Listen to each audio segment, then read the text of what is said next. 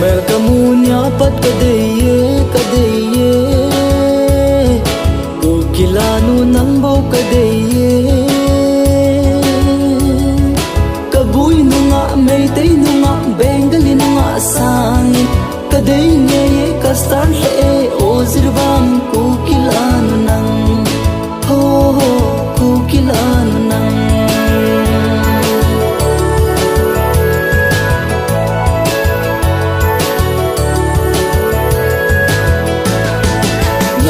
Chan na chon chan na hoi zin a pha kahin ki thang at pi zi hle hoi lai mun na na che na va na na zo sen zong na zat na nam hi na phin choi sang zing o boy na mel ka mu nya pat ka de ko kilanu nang bo ka de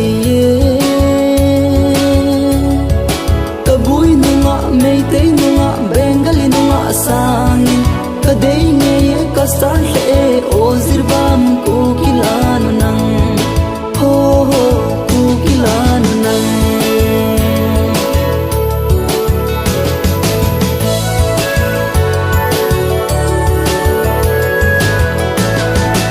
o kanam kuki pa hoinu mel hoinu na zat na nam na choi sang hle